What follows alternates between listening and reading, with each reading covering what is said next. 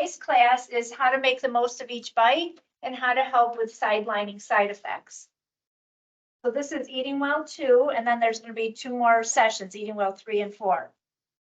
Okay, so for how to make the most of each bite, when people are struggling with an appetite, we try to recommend eating smaller amounts and more often, but try to get a protein source with each meal and snack.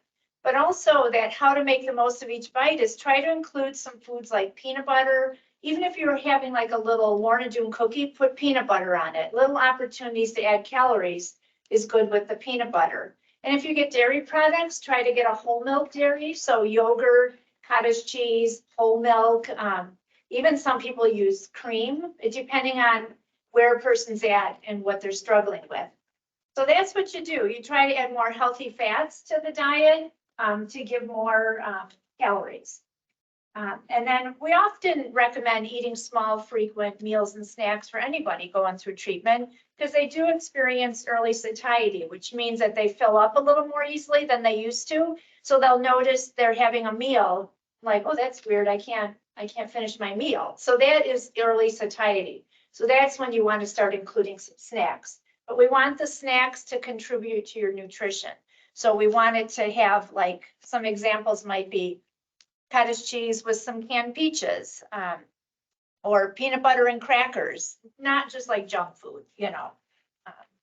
Unless, of course, if you are struggling with appetite and nothing sounds good, but some potato chips do, then go for it. Because we kind of talk 2 ways. If you're feeling good, you want to eat more of a Mediterranean way of eating, which is the fresh fruits and vegetables and whole grains and lean meats. But if you're really struggling to get calories in, then we just say you really can have whatever you want. Just make sure it's food safe and that you wash hands when preparing. So it just depends where you're at with things. They often say don't eat your favorite food when you have nausea. You know, you don't want to associate getting sick with one of your favorite foods. And then also keeping some ready to eat foods on hand, because often if you're the only person at home and you're doing your own meals, it can be really challenging. You don't have that energy. So some pre-prepared things are okay, where it just requires heating up. So, and then also people sometimes rely on these nutritional beverages just because it's easier for them to go to the refrigerator. And if you're not diabetic and you're trying to get more calories and protein, Ensure Plus is really good. It's got about 350 calories and 16 grams of protein. If you are diabetic, then you want to go with a carb steady product. The Premier Protein is 30 grams of protein and only 160 calories. So it's low in sugar. And then also Ensure Max is another one that's carb steady for diabetics. 150 calories and 30 grams of protein. So that protein is really good. Some people will just drink this for breakfast, you know, just because it's easy for them. And then we have Orgain. So this is a plant protein. So if you're not able to tolerate lactose or if you're vegetarian, then this is a pea protein is the source of protein. And it's not as much calories. It's 16 grams of protein. And then also we have a grass-fed protein, which would be anybody could have that who's not vegetarian. Would be fine with that. Yeah, so we're not pushing these, but if you find you're in that category where it's hard for you to do a meal, these are a nice thing to have on hand, even as just a snack too, to supplement your intake. We love avocado because it's a healthy fat and it's high in calories. So even if you just had like some saltine crackers with a few slices of avocado on it, you could put a little bit of lime juice, and then if you don't have a mouth sore, and then eat it that way. Or you can also heat up pasta, and while it's still hot, you can take an avocado and mash it into it. It is really delicious, and you can add some Parmesan cheese, and you can also add some sauteed zucchini or some tomatoes if you want. It's really good. It's like a meatless meal. Or you can team it up with a piece of chicken too. And then also you can make your own smoothies too. You want to have protein in your smoothie. So getting a whole milk plain yogurt or even a vanilla yogurt, and then adding like banana or frozen blueberries and blenderize it. And now you just made your own drink, which, you know, is very good. I was going to suggest too is if you don't think you're going to finish this in one sitting, you should pour it into a glass. I always say do a fancy glass, like a martini glass or something to make it special. And then just sip on that. We recently told a patient to use like a shot glass and have it every half hour, take a swig to get it down and all. Some of them aren't too bad tasting. It's really up to the person. But that way you don't get saliva in here where it'll then break down the product. So it's just better to pour it into something. But yeah, you can add more calories to these by blenderizing them with ice cream, anything you want. So it's just to get more calories in. Another way to get more calories, if you were going to have like some pudding, you can add whipped cream to it. I know this sounds like this is so opposite good nutrition, but it's a different situation because you're struggling, you know, to get calories. So, and pancakes and waffles, you know, you can fold cream into a soup, a cream soup, add even heavy cream. It really depends on the person what their diagnosis is and what they're struggling with. Bagels, this is really a very miniature bagel these days, but you know, having peanut butter on it or the cream cheese is fine. And then adding sour cream to your baked potato or cheese is good. I sometimes think like take a piece of white bread and put cheese on it and just toast it in the oven. It's so good. You could have soup with it. But normally we would recommend whole grain bread. But again, if you're struggling with side effects, GI ones, you might have to go to white bread. That was just a little idea for a snack. And then ways to increase protein in your diet. So you do have increased needs for protein as you go through treatment. For some people, it's not super high, where if you just have a protein source with each meal and snack, you'll be fine. But for those who are struggling with eating, then these beverages are often a good way to assure you're getting all your protein. But what some people do, they'll take an egg and they'll do maybe 6 eggs and hard boil them and then keep them in the refrigerator. I would say no more than 3 days, but you can have that hard boiled egg. Even if you were able to eat a salad, you could throw it on there. Or if you were having a little dish of tuna salad, you could put some sliced egg on it. You know, or even on a piece of toast. You could do avocado toast with piece of toast with smashed up avocado, some hard boiled egg, and you can call it like leave it at that. Or if you're feeling good, you can do tomatoes and spinach too if you want. And then making an omelet is very good because you can add extra protein with cheese. And those you can have any time of day. You can have it for lunch or dinner. I know when my husband goes out of town, I just have an egg for dinner, you know, it's like easy, done with. Yeah, and then like I was saying, like I like to do peanut butter on a banana or slice of an apple. I add peanut butter. It's just a way to get some extra protein on a food that doesn't contain protein. And even if you want to just mash up an avocado and eat it like a guacamole, that's totally fine too. It's whatever you like. And then we were saying the whole milk dairy products are a great way to increase the calories. I just wanted to mention, I have these sunny side up eggs here. You know that while you're going through treatment, we don't want you having sunny side up eggs, but I didn't have a hard boiled one. So eggs are a good source of protein, but don't do it this way. Do it more like hard boiled, scrambled, or omelet. Or you can flip these and until the yolk is hard, then it would be okay. Because that runny yolk is a risk of salmonella, and that's what we want to avoid. Because people who are going through treatment have a compromised immune system. So you want to be so careful with some of those foods. That's how we go through food safety when we do your chemo education. So if you are able to eat healthy, then go that way. That would be best. Yeah, everything, like I was just reading an article about people's skin and stuff like that. You know, if you're having like this cold weather, dry skin and all, just eating healthy and staying hydrated and getting protein, it helps so much in our body, you know, including the skin. Plus a little lotion too helps. But yeah, if you are struggling, you should ask to see the dietitian. You know, if you're at the cancer center, you want to do that. So another side effect, so that one side effect we just talked about is a decreased appetite and early satiety. So another one will also be decreased appetite, and that's very common. People who are going through chemotherapy, radiation, they've just had surgery, if they're under a lot of stress, or some medications can interfere with a person's appetite. So you want to just address that and then do that small frequent, just what we just talked about. What we don't want you to do is not eat at all. We encourage some people who, as people get older, a lot of times, hasn't happened to me yet, but you lose those signals for your appetite. You know, like you don't have those hunger cues. I know, I remember my mother used to have that, and then people don't eat, and then becomes that slippery slope. They start losing weight, and at first they think, oh, this is great, but then it's really hard to stop that trend. So we would suggest setting a timer. So our phones all have those timers now, or whatever you have at home, make it easy for yourself. Set a timer so that you are eating breakfast and then snack and lunch. We don't want you missing those opportunities to eat. So some people have never been a breakfast eater. Well, sometimes you have to change your ways, or sometimes people say, I don't snack. For my whole life, I eat 3 meals a day. It's how I manage my weight. Well, sometimes you do need to, as you are having those problems with appetite. So we want you to be flexible with that. And then again, have that protein source.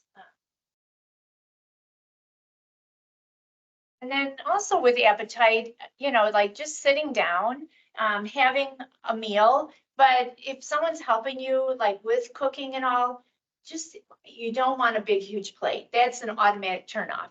You want to have a smaller plate with little portions. And if you can get that down, and maybe you want more, then that's okay. But if you had a big normal sized portion plate, you're defeated before you even start. So keep that in mind. And then try to eat with somebody. It can be lonely just eating by yourself. That's why, like, even if you're feeling up to getting out, making a lunch date with somebody to go out, and it's a way to catch up with people. But also, you know, normally we don't say like, have the TV on when you eat, but now if you're living alone, it's good company, so it's okay. So, and then also kind of knowing yourself, what time of day are you most likely to be most hungry? You know, is it lunch? Is it breakfast? And then economize on that. Have, you know, a nicer meal like that. And sometimes taste and smells, sometimes smells can be a turn off with eating too. So like, I don't know, like if you had a crock pot going and then you went outside and you came back in and you're like, oh my gosh, you know, the aroma, that can be really a problem for people. So if you're able to, like, say maybe your spouse is doing the crock pot, maybe you can ask him or her to put it in the garage and heat it up that way, if it's possible with the weather and all. But that way it's not filling up the whole house with that smell, because that can be a trigger to decrease your appetite too. And then if you do experience like a metallic taste, like sometimes people have that as a side effect, then you want to use plastic silverware, a plastic straw if you want, paper plates even. You just don't want metal to come in contact with your mouth. So don't drink out of a can. Like this is a little plastic container that would be fine for a beverage. And then even if you can do a glass dish, I baked some chicken in a glass baking dish. So that if you have those, that would be a good way to do it. But if you don't, just do the best you can. They do say avoid cast irons cookware when you have that side effect. So, but I do feel that taste changes are one of the hardest side effects to manage, because with nausea, we have medication for that. We have anti-nausea medication, like that's your toolbox. Or if you're having GI distress, you can get Imodium for diarrhea, like that's your toolbox. But with taste change, there's not an easy fix. So I'm going to demonstrate a little later making your own mouthwash with baking soda and salt. We'll do that. But another thing with your whole mouth, if there is a side effect for a mouth sore or taste challenges, we would suggest using a soft toothbrush and brush gently. Like don't be real fast and scrape your mouth. And then be careful with hot food that you don't jump and, oh, I'm going to have like a slice of pizza and then you get a blister in your mouth. You want to really protect your mouth. So let foods cool and then eat that way. You also want to avoid alcohol containing mouthwash because that could burn. But Biotine is a no alcohol mouthwash, so that's another thing to add to your toolbox. And then if you have a dry mouth, we have these at the Cancer Center, so if you want a few samples, you can ask for them. They're lemon heads, been around for years. They're a Chicago company, but that is something you can just suck on a lemon drop, and that can help with that dry mouth, give a little moisture. You kind of figure out what works for you. I think even some cut up fruit might be a good thing, but be careful with the type of fruit you choose in case you also have a mouth sore too. So you don't want anything real citrusy or strong. And then that baking soda mixture, I was going to say you can rinse your mouth, like swish it and then spit it out before and after you eat. And that can help cleanse the palate too. So it's just a teaspoon of baking soda with a teaspoon of salt in a quart of water. And you mix that up and keep it in your bathroom with a little cup, and then, you know, continue to do that, and that can help. So then taste changes. You want to balance bland or a lack of taste with limes, lemons, vinegary foods, even if you can tolerate some spiciness. But if you have a mouth sore, then that is out the window. We don't want you doing that. But some people will have a pitcher of water with lemon slices in it, and that can be very refreshing, and it can somewhat help with taste changes. But again, not with a mouth sore. So choose bland, room temperature foods and beverages if your taste or smell is too strong or too sensitive.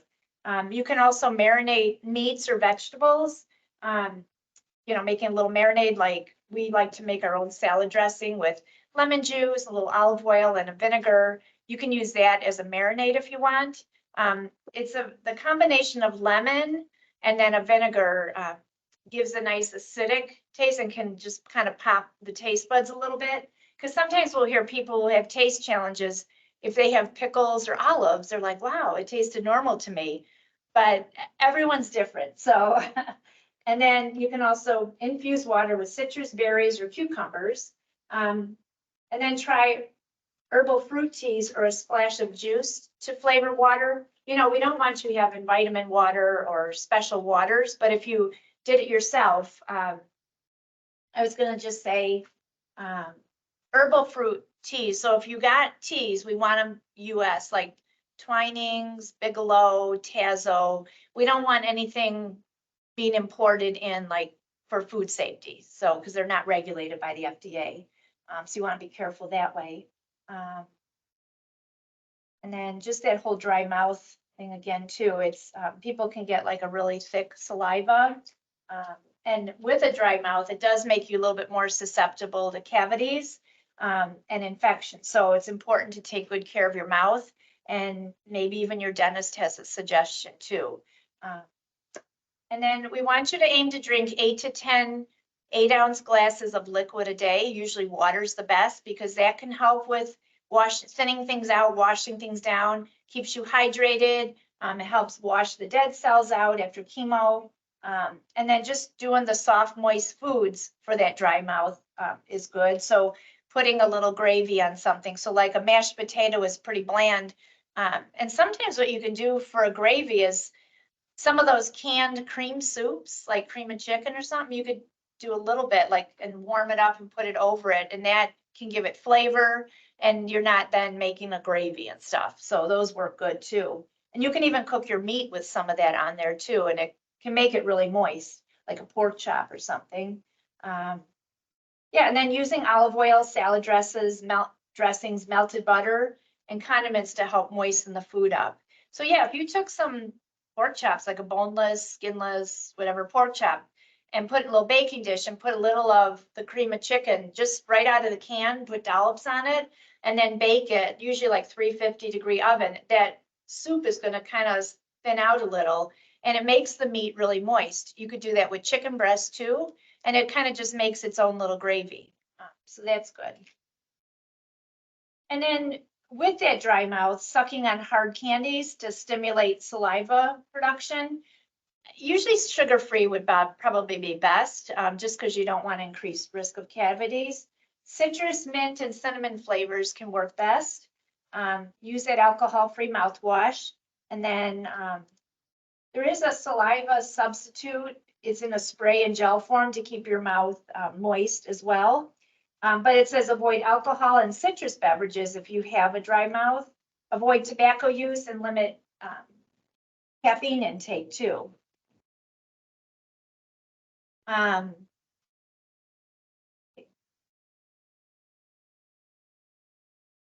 so this also helps. Helios is a product. It helps promote and maintain the health of tissues lining your digestive tract by supplying your body with the glutamine it needs directly where it needs it. So if you're having trouble with mouth discomfort or difficulty swallowing, it's a product. It comes in like a powder and you mix it up according to directions and you're going to swish it in your mouth for about 10 seconds and then swallow. And then you can do that twice a day and it can help as well. So it's for the dry mouth and, you know, people are having difficulty with swallowing and all. There's also other things like if there's painful swallowing, there's magic mouthwash. That's a prescription that you would get from your doctor. So kind of, it's all situational. Yeah, so then sore mouth and painful swallowing, certain chemotherapies or radiation for head and neck patients. This can be a real problem. It causes a lot of soreness to the mouth and makes it very difficult to chew and swallow. So keep the following things in mind. Your mouth, keep it clean and moist. So through that proper brushing and using the proper mouthwashes. Use the alcohol-free mouthwash. Avoid acidic foods, citrus and tomato products. And then avoid dry, hard, crunchy foods that might even abrase your cheeks, gum, tongue, or throat. So even fried food can be really hard too. It's very crunchy. So you want to just be careful with things like that, or spicy food, vinegary foods, citrus foods to avoid, just to minimize any extra pain. And then use cool room temperature or warm foods and beverages rather than those that are very hot or cold. And that's for a sore mouth or painful swallowing. And then choose foods that are soft and moist, especially with those that are high in protein. So we do have a handout at the Cancer Center we use a lot. It's called Soft Moist Protein Foods. So if you made your own tuna salad, extra mayonnaise because that gives the calories and adds moisture. And then from there, I would you might want to just do that, tuna and mayonnaise.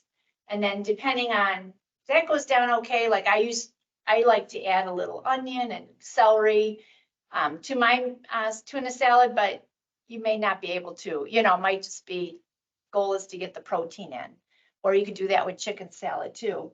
But start basic, and then if like that did good, you could add other things. Some people add chopped up hard-boiled egg to a tuna salad. That will give you extra protein too. And so then soft, moist, high protein foods for that sore mouth and painful swallowing, scrambled eggs with cheese. And then we were saying the egg salad, chicken or tuna salad, and then soups. Soups are really good. Making your own homemade soup, which we're going to do a chicken noodle soup, just very basic, but you know more what's going into your soup when you make it yourself. So you can have some tiny little bits of vegetables and then some chicken if you want, very fine. Some people, if that's even just too much for the swallowing, you can make a cream soup, or that you might want to just purchase. And then, or if you're making your own, you want to use like an immersion blender or a blender to really get it fine. And if it's too thick, then add some extra milk to it, you know, to thin it down to get the right consistency. That's got to be a really challenging side effect, to not be able to swallow, get things down. And then that's when like yogurt smoothies are very helpful, cottage cheese, yogurt, but even the cottage cheese you might have to blenderize too. And it gets real smooth that way. You can even add avocado to that cottage cheese and blenderize it. And we also have a product, I don't have it here, it's a specialized product called Boost VHC, which stands for Boost Very High Calorie. You have to order it, but that has over like 550 calories in it and about, I think it's like 30 grams of protein. And that's something that everyone's different. Some are fine with the taste, some like, That's when I was saying, take that shot glass and just take it down every half hour just to get those calories in. Right? Yeah, so the Helios is a product. You can get it like at a Walgreens, something like that. It comes in a container, screw-on lid, and you mix it according to directions. Then, Amazon as well. oh, okay. You just type it in, it's right there. Thank you. Ashley's a wealth of information. Yeah, I linked it. Well, yeah. And then nausea and vomiting, again, the big thing, number one, is take that anti-nausea medication. That's why they give it to you. It's your first line of defense. And talk to your nurses. They're gonna take you through, I think it's number 1, 2, and 3, like which ones to take, and that's their department. So, but if you are having nausea, try some clear broths, Jello, a little bit of juice, popsicles, just the plain popsicle. And then even like some Pedialyte is good, you can do that. Sometimes like carbohydrate foods can be, it might be something to work into, like some saltine crackers, a plain little bagel, maybe this cheesy bread might work. But keeping the foods really simple and then that small amounts, like maybe even trying to eat every hour just to, if the nausea is really bad. But hopefully by taking the anti-nausea medication, you'll get that relief and then you'll be able to eat a little bit more. And then dehydration can lead to nausea. So staying hydrated is very important. Keeping up with that. All right, let's see. Yeah, and same with the nausea, avoiding those strong smells, strong flavors. Keep the areas ventilated, not too warm, the rooms, not too cold. And then avoid greasy, fried, and spicy foods, and overly sweet foods too. Those kind of don't taste so good. And ginger can help settle a stomach, so you can take a piece of fresh ginger, you can get it in the produce section, maybe like a little 1-inch piece, and then let it steep into some tea.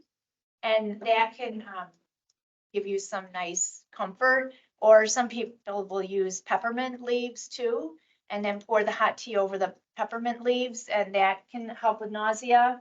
And then you can get ginger candies. I was going to show you this. There's a product called Tummy Drops, and we keep these at the Cancer Center. So we can give you some to try. Again, your anti-nausea medication's number 1, but keeping these on hand just for that little take the edge off kind of.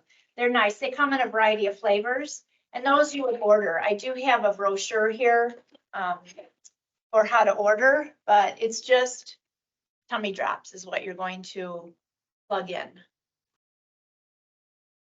Those are on Amazon also. Yes. Oh, good. Yes, they are. And then even like ginger snap cookies, my favorite are Trader Joe's. They have little pieces of ginger in them and they're small. And those are a nice little thing, goes nice with a cup of tea, if you want to have that. Okay, so now we're moving down to GI disorders. So diarrhea, and that can be a big problem for people too, where they can't even leave their house. So it's a lot of our chemotherapies and radiation and medications contribute to that. So it depends what diagnosis, but the risk for that is dehydration.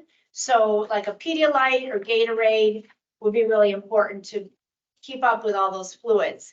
And then, you can kind of go to like a brat diet, so it's like a broth, rice, applesauce, tea or toast, things like that. Keep it very liquidy first, your consumption, and then gradually add some other little things like a piece of toast that's just white bread, some saltines, Jello is good.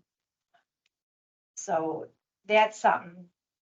And then hopefully like follow the package directions for Imodium. But if that's not helping, I would call in, talk to the nurse, and they may let you go even higher with the Imodium, or they might prescribe something else for you. Because that could just be so debilitating to have to be dealing with that. But the big thing is to replace your electrolytes. So if you're having that problem, then do avoid nuts and seeds, fatty or fried foods, and spicy food. Now, if you've got a smooth peanut butter, that would still be okay, but it's that nuts where it's contributing to the fiber. So be like a low fiber diet. Then on the other hand, constipation can also be another problem. people who are taking pain medication, like a Norco, can lead to constipation. So again, the fluids are so important. So 8 ounce glasses of liquid at least or higher. Warm liquids can be helpful. I mean, little homemade remedy is we'll say get some prune juice and warm it up. That's something I would get the little cans so that you're not having a big bottle in it. Like that didn't work, but, and then the nurses can suggest things too, like Senecot. Sometimes you need just something like that to help. But the hot liquids can be effective.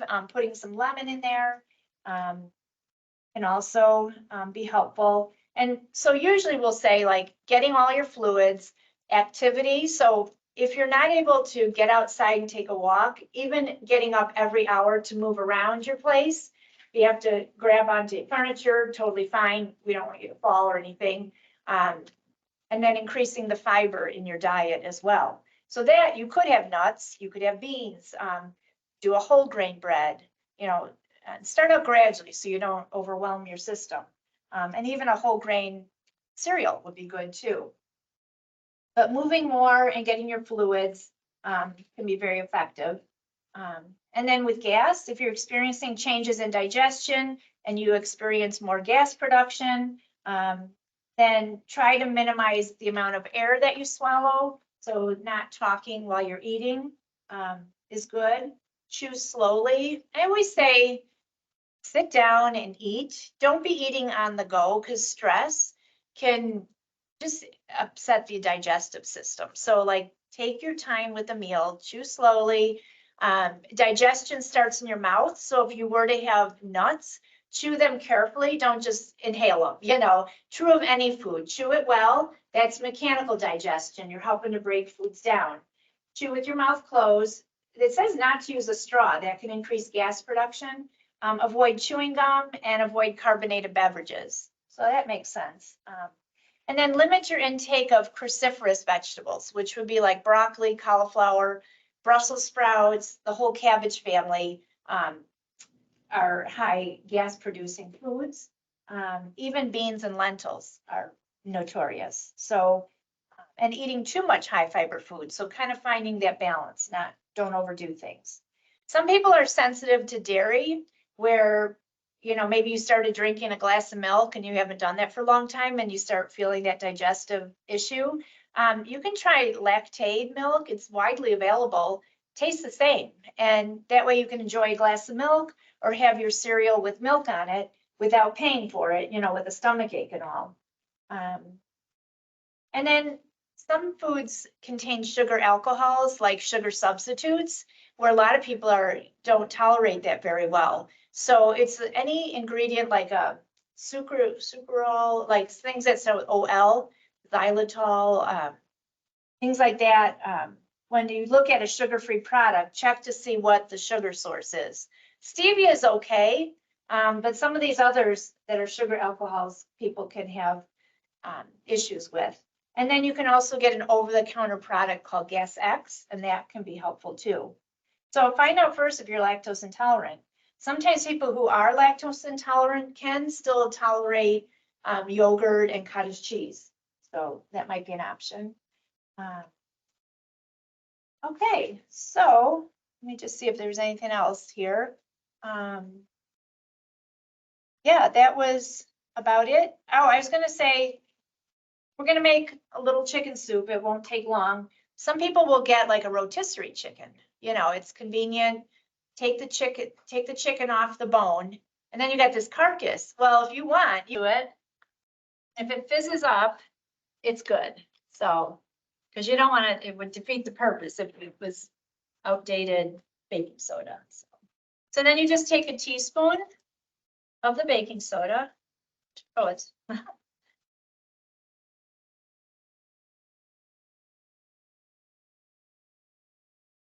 in. And remember, you're not drinking this. You're just swishing and spitting it out. And a teaspoon of salt. And we'll just stir it up. And then I would just keep this in your bathroom with a little cup. And it's all ready. You might even leave a little spoon in it too, so you can recirculate it, but that's all it is. So that, great. So this is just a really simple little way of making a soup. I like to make my own soup because you're controlling what goes into it. You can add, I always tweak the recipe, you know, if I have extra vegetables, I throw them in.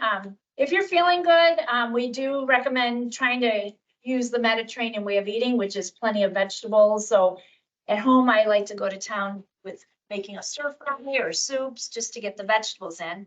So I kind of just coarsely chop up carrots and celery.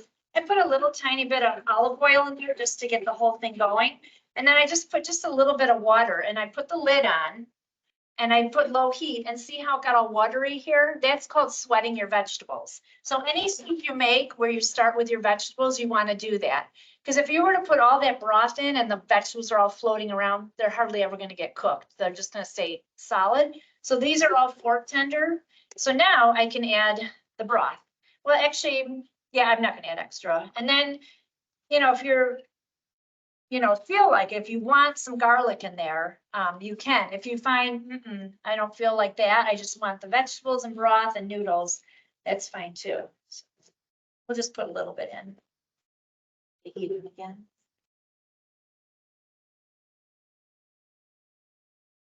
All right, and then I cooked up the noodles ahead, and I'll tell you why.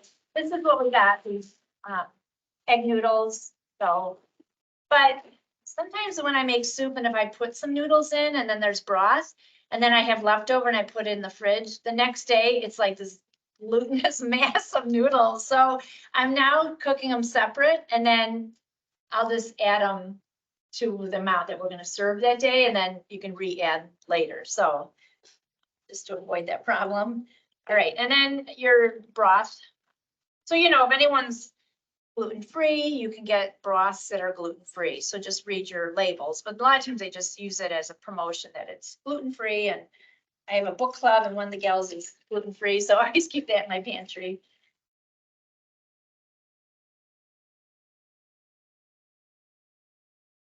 And then we can add some seasoning too.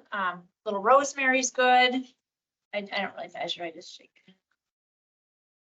And then I like herb de Provence. So if it calls for all these different seasonings like sage, it calls for rosemary, thyme. I just like to use a little herb de Provence. It's kind of like a mixture of a variety of good seasonings.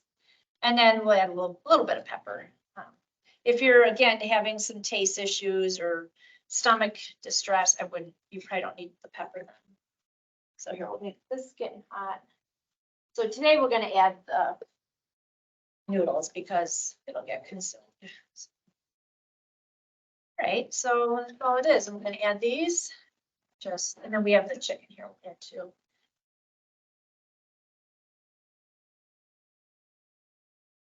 You can do rice, you can do noodles. And it's a good way with leftovers to use them up, to make them soup. And then the chicken. So I just use this little glass baking dish and I put one chicken breast in here, a little bit of olive oil, and then let it cook at 350 for probably 30 to 45 minutes. You just want to cook through. And then I kind of shred it a little bit. And I like pieces bigger. I don't know. I'm not even a fan of taking a soup and doing all that and then blenderizing it. Like if it were, I like to see what's in there. But unless you were having problems swallowing, you'd have to blenderize, and that's fine. But I like to see what's in my soups. I'm just gonna put the whole amount in here, but if at home, you could do probably half the amount, and then sometimes you could even just freeze the other half and then make soup again another time. So here at Living Well, the reason why we like to do a lot of these food demos is because we feel that nutrition starts in the kitchen. So when you learn to do some of your own cooking, you have control over the ingredients that's going in your food. You're using fresh ingredients and good stuff, like it's all food safe. And you can add more vegetables if you want, but it's just a great way to see all that good nutrition coming together. And do you guys all like to cook? Yeah, That's actually more. yeah. That's the thing, I thought, oh, good, this will be, I'll go through all my cookbook, and then I'm like, I can't even look at the pictures. Yeah, well, you're in a different phase right now. When you get done, then the Being Well class is our survivorship series where we do a cooking demo every single class. And we do promote a lot of use of vegetables and some beans. And so we hope that you'll continue. 'cause, I'm You'll sure probably I'll enjoy it. It's just, I'm like looking at the picture, I'm like, no thanks. But you don't have the energy. No, that's the big thing. And then do you know about Fox Valley Food for Health, the meal program? Yeah, actually, I think when you spoke with me about it, when I was there for my oncology appointment, and, unfortunately, my chemo's on Wednesdays. So, they dropped the food off on Wednesdays, so, I think it was, one of the other, dietitians had told me I could probably call them and see if they would do it maybe when I had surgery or something Okay. like that, but because I will be like every 3 weeks not able to get the Oh. food, they said probably. Oh, there's no neighbor that could bring it in or, I didn't really even think about okay. it. Oh, maybe. Something to think about, yeah. Yeah. So it might help you if you're by yourself and you are Well, struggling. you then- know what, actually, I'll put my husband. Oh, well, there you go. Yeah. I didn't know that you, yeah. All right, well, this is, let me make sure it's hot. We are serving this to you guys. Any questions at this point? Like, yeah, so make soup. It's really easy. Just do the same thing, put your vegetables in. If you have some little bit of leftover meat you want to throw in, add your broth. And then if you have rice, like sometimes Trader Joe's has frozen rice, like jasmine and brown rice. I sometimes just for convenience, keep that in the freezer. There's nothing else added to it, which I like that. You can also get pouches of rice and I just read the label. And if it's just rice, I get it, just to keep it on hand. Because if you're working full time, sometimes you need a little break or shortcut in the kitchen. So that can be helpful. But soup is so nourishing and we have, I think, might be next week, we have another soup we're doing too, but you can pack it with so much nutrition, so it's good. And usually like carrots and celery, I keep that on hand all the time. It lasts a long time in the refrigerator. And then having some noodles on hand and then chicken in the freezer, you could always make the soup, so. All right, well, we're done. Thank you so much, everyone, for joining us, those at virtual and people here in person. And now we'll get to sample it, so.